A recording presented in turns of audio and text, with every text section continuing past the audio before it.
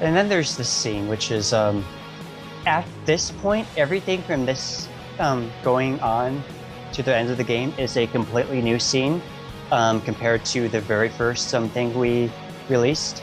Oh. So this is where the bulk of our changes have been made. And this is our first big ensemble scene. Right. And this is also like, this scene right here is kind of sort of revealing a little bit that Show has spent a lot of time with these two and kind of knows how to deal with them on some level. Right, yes.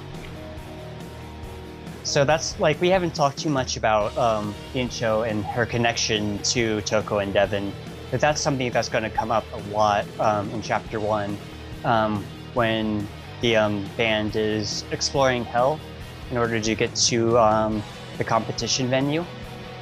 Yeah. You have to go through the circles of lust and gluttony.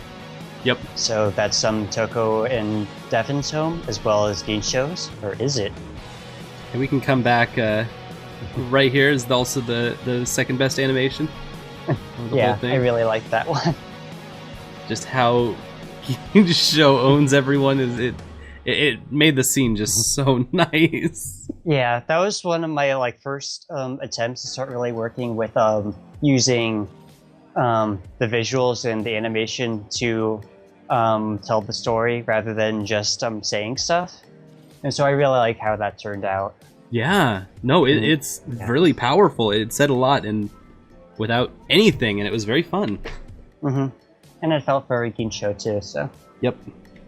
And while we're on the topic of animation, the little emotes that everyone does, the sparkles, the angry things, and stuff like that. Teardrops, yeah. Yeah, those are amazing, and I'm really thankful to Tao for doing them. And I don't remember, he had some programmers to come in. I don't remember their names, unfortunately. They were just there to do this, and as well as the transformation sequence with Toko that you saw earlier. They were much better coders than I am, and so they did a really good job with that. And to be honest, when I was that was one of the last things we did, or came close to the last in the development process. Mm-hmm. And I was really frustrated with the game before that. It's just nothing is coming together. It feels dry and awkward and obnoxious. And then, meanwhile, Tao is off working on these, and he puts them in the game and asked me to add them to scenes and stuff. So I do. And then all of a sudden, just with these little emotes, everything just comes to life. There's just so much sparkle to it, yeah. Yeah. I went from hating the game to loving it in just a few minutes, thanks entirely to those emotes, and I'm really glad we have them. Oh, that's really amazing. That's not an uncommon narrative in making a game when you're stuck just in the grind, how do I make this work? And you start convincing yourself that maybe this isn't right. And then someone just, comes in, gives you a slight nudge, is hey, look at this, and just spreads magic all over your project. Yeah, I'm so happy with it. This is called Praise Tao Video Commentary. Toko. Praise Tao. Thank you, Taosym. Thanks, Taosym. An excellent artist, and you're the best to work for. And I also, while I'm here, make sure I give a shout out to the other 3 writers at Lupiesoft. Yeah. There's Dan, who did a lot of the sillier scenes, including the ending scene with Toko and Nadia. There is Mink. She did a lot of stuff with Devon and Ginsho. And there is Forsaken, and I have to admit I don't actually remember specifically what they added, but they did do a lot. They did a lot of helping out, a lot of editing, a lot of tweaks and stuff that was really essential. I'm just blanking on specific scenes right now. I think they did a lot of the Angel stuff. Ooh, yeah. We're gonna get to the Angel stuff real soon. Yeah. Let's see. What is my next scene to load up? I believe... Yeah, what's her name? Temi Neshi? Nemi Tenshi Tenshi. That's the one. Nemi Tenshi Teshi. is the Japanese word for angel, which was kind of like the really big, obvious hint that she was an angel. A lot of people thought she was another demon. Right. But so like once we introduced like we hadn't introduced angels until we got to the concert and Toko said she's an angel. By the way, she's an angel. Mm-hmm. And so angels have similar duties to demons. And they have similar needs as well. They have to absorb energy from human souls, but the way they prefer to do it is by basically being a picky eater and eating like just a small part of your soul, and then just kind of like basically leeching off humanity rather than devouring them outright. Right. And so like we're definitely trying to get the sense that like angels aren't necessarily good and demons aren't necessarily bad, but there are definitely a lot of good angels and bad demons and things like that. They're very varied. They have their own interests and wants and stuff, and they also tend to get into conflicts with each other, angels and demons, and that's part of why humans needed to protect themselves with witches. And also, here we have the first time we actually see Yinsho's instrument, which has been mentioned constantly, but this is the first time. Because she talks to it constantly. Yeah. Right. I'm doing the HD update that'll hopefully be out soon, and I will make sure that Yinsho does have her instrument Rhapsody on here when she's doing the busking scene during the mall section. Oh yeah. So it won't be as confusing, but still pretty confusing. Right. And an adequate amount of confusing. Right. And Rhapsody, we're keeping pretty much well hidden about like what Rhapsody is, what she does. What all she you know is that represents. it's just a saxophone that occasionally giggles and has a thing about watching Yinsho eat food. Yep. So oh my god, we're at Rose Creek Stadium, and Toko just christened the band, or at least attempted to. Yes. And it was something that she'd been teasing the entire game. Was like she didn't know what to call it. She didn't know what to call it. Finally, she's like, "I've got a name," and I felt like that was kind of a strong step forward for her as someone who's trying to like figure out what's going on. I guess I don't really have a question there. Let me wrap this into a question. Right. What's the name of the band gonna be? That remains to be seen. Who's gonna get the final say on that? And is it gonna be everyone's favorite band manager, Nadia? For all I know, it could just maybe never figure it out. They'll keep on bickering. But that's actually going to be something that has a bit more impact in the story than you may think. Because if you haven't noticed, our band members kind of have a problem working together, which isn't much of a band. Yeah. So they do have to learn something along those lines at some point if they're going to have any chance of winning. So right now, they're still pretty focused on themselves and their own needs and wants more than being a group that works together. And how or if they manage to do that remains to be seen. So now we're coming to the point, like in the 9th hour, where a lot of stuff's going to change, but one of the biggest changes is that Nadia's going to leave. Nadia's going to totally leave Toko. And so Stephanie shows up out of the blue. It's like, hey, by the way, I want to be part of this too. I want to be part of the cool kids fight.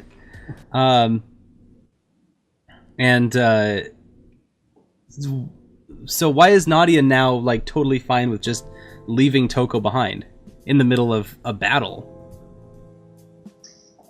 Well, Like how Toko, that seems like a tough stretch after all of this that we've talked about so far today. Like, she's not too far away. She's mostly just kind of hiding because she doesn't have any means to defend herself. mm-hmm. And so, like, right now, she has no concept of witches, let alone have any access to their power. So, in her mind, the only thing that makes sense is for her to hide and hope that things go okay. And she doesn't really know right now. Right. That's why she's telling Stephanie that it's okay to leave. That's why she's not leaving completely herself. That's right. It was just an interesting moment where, when I'm reading through the story, suddenly Nadia goes off to go be a witch, but just leaves entirely, or gets sucked off into being that in a completely different space, because it totally changed the dynamic between Toko and Nadia. Right. And it really translated between how their characters acted. Like, the moment they realized, oh god, that other person who I rely on for a lot of spiritual energy and physical energy is like gone. Yeah, they do both worry. I am going to give you a little hint for upcoming stuff. It's going to get a lot worse because they have to do some training, and that means separating. Oh, does that translate strongly to their characters? Because I hope so. That sounds like... I guess you'll find out. The beautiful thing about that, and why I thought that was so cool, was that that's just what relationships are like. It was just very true to what it's like to be in a really tight relationship and then have to leave. Right. Because it becomes draining. Deal with, Sorry, go ahead. They will have to deal with their some separation anxiety and stuff like that. So they're definitely very much in their early phase of the relationship where they don't want to let each other go at all. Yeah, is that honeymoon phase gonna end at some point? Because chapter 0, we do a lot of stuff. So I figure by the time you get to, chapter 2, chapter 3, there's gonna be a lot of time passing. There'll definitely be a few months passing, yeah. Who's gonna lash out? Would Nadia lash out at Toko, or would Toko lash out at Nadia first? I'm just got some exciting feels. We'll have to wait and see. Ooh, oh come on. I mean, I seriously don't know yet, so. You're like, I'm still thinking about it. Yeah, leave me alone. We're still in the middle of working on the first chapter, so. All right, so we go into Pocket Dimension. We do a big old fight scene. Toko finds themselves, and then the final scene is kind of what I want to go to, or at least the climax of the whole end of everything. Oh, man. I know, we're already at the end, and I'm going to be honest, Ezekiel ends up being my least favorite character, because I just don't think she works out. You think? At least within this. Yeah. I feel like I tried too hard to make her weird. The way her dialogue works, you obviously notice that it's very choppy and awkward. Yeah. And what I did is I copied previous lines read by the characters and put them in a Markov generator. Oh. And we got kind of this, and then we said this is kind of awkward, and we tried adding stuff like hopeful and lovely and nice things like that. You just massaging it from there. Yeah, and just didn't work. I am looking forward to the voice version of this game, because it is going to make us rewrite that a bit to make it readable and listenable. Right, more performable. Yeah. The idea is Ezekiel is an elder angel that has been around for thousands of years, and she has problems speaking the human tongues, and that's why she picks up language that has just recently been said and tries to use it to communicate. And she doesn't do a very good job, at least not through words. And we hope to have it like her presence was the main thing that communicates for her, but Yeah. I'm not sure I did that well enough, and I'm hoping that like with this HD re-release thing that I can fix that and that it'll flow and work a lot better rather than just being kind of weird. Huh, that's interesting. Did you notice how anyone else approached that besides me? Yeah, everyone just kind of started off confused and awkward, and it never quite seemed to end. And then just like, yeah. It's always the part where if I'm watching a Let's Play of Toko, this is the part where they just like pause and it takes me forever to get through because I'm always so embarrassed. Like, it just doesn't seem to work for me. And well, nobody says like they hate it, but it's just not. You know why that is. Why?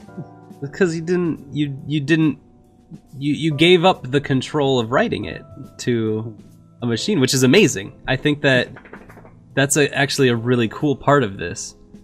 Mm-hmm. I mean, it made sense when I first thought of it, because Ezekiel's supposed to be so far away from anything else we've seen in the game so far. Yep. But it just didn't translate from...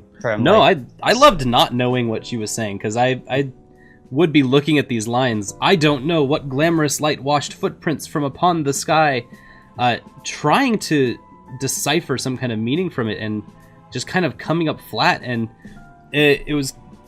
I liked that Ezekiel was untouchable, just an undecipherable character, and I think that with a little massaging, there's a lot that you could do here. Yeah, because you're in the right path, is what I'm saying. Is that I don't think Ezekiel should be understandable, and it gave so much kind of like such an interesting flavor at the end of everything. I guess part of it too is that like the scene just kind of like jumps around a bunch. Like all of a sudden, oh, it's a super powerful angel, and I don't think there's like enough transition to really sell it. I think like it flows a bit too fast, so I'm gonna look into that too. Sure.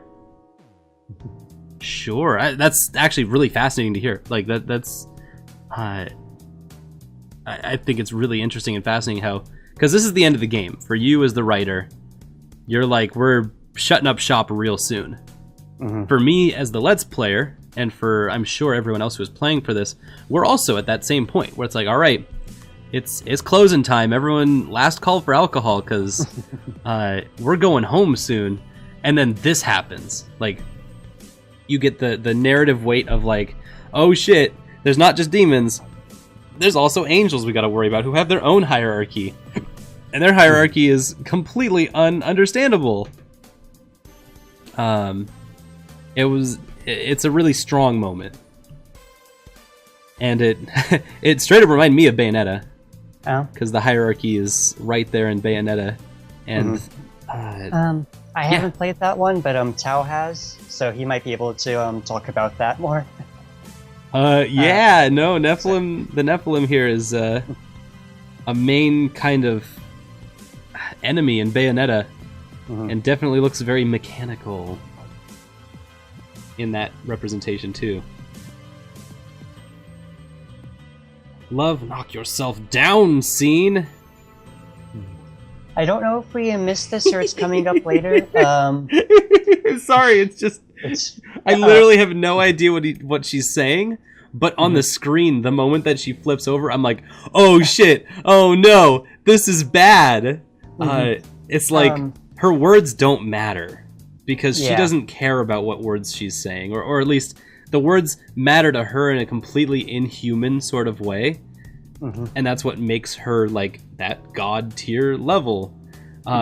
But then her actions speak so much more, and that's like that's the part that makes her so amazing. In that very last line that Ezekiel said, I am pretty sure no one said the word scene, including the narration. I'm pretty sure that one came from the coding in Ren'Py. I was gonna ask, is that some text file stuff? A little bit.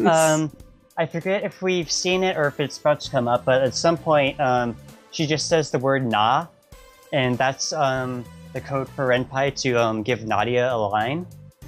Oh. And so there's stuff like that. And so like she's kind of like breaking the game too. God, that's cool. There it is. No, would you not before? So that's awesome. She's broken out of the game. Excuse me. Nemi pops in. So, yeah, I'm just totally like, that's interesting to hear about where Ezekiel comes from and how you want Ezekiel to be like even greater, like more than she already is. That's cool. That's really inspiring.